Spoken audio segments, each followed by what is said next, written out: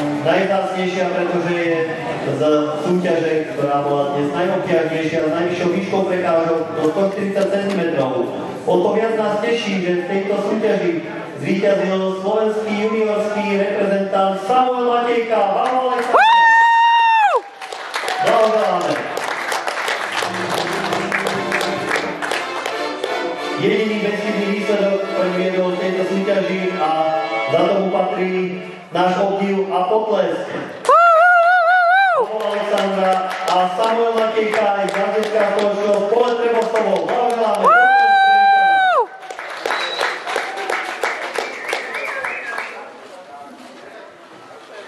Na druhom mieste Peter Mackoviak Šeril, jazdecký klub Mackoviak Spišská Oves.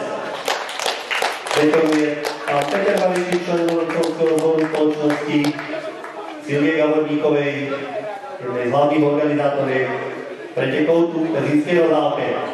Blahoželáme Peťo.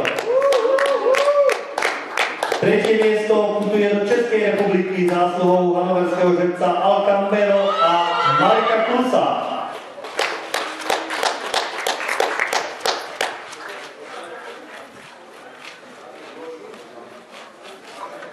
Opäť blahoželanie od Petra Babišiča a Silvie Gavorníkovej. Štvrté miesto získal slovenský reprezentant Radovan Cibere do Ladlu. Nebyť toho nešťastného zastavenia na štvorke, určite Radovan počítal aj s lepším umiestnením tejto súťaži.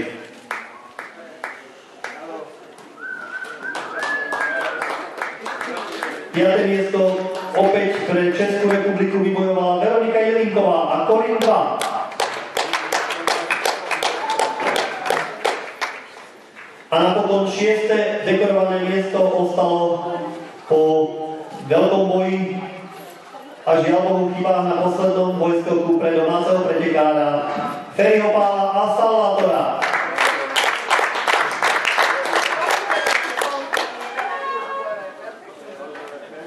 Blahoželanie od Petra Babišiča a Silvie Gavorníkovej.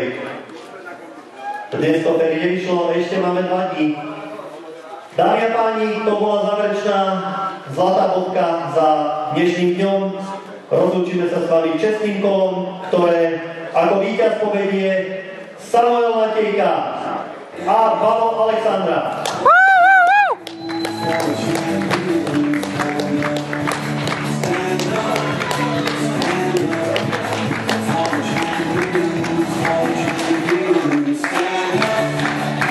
Dámy a páni, ale nešetrite svoje ruky, určite sa Samuel poteší, keď zatleskate za tento na parkoure do 140 cm. Tlieskajte aj vy na parkoure. Stávací parkour, poďme, chceme počuť.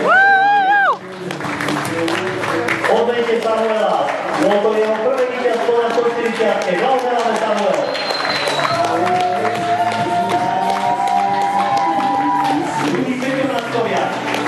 Tretie miesto Marek Kluš, štvrtý Radovan Cibere, piatá Veronika Jelinková a na konci šiestý domáci matador František Pál. Dámy a páni, to je od mňa dnes všetko. Zajtrajší program, ako som spomínal,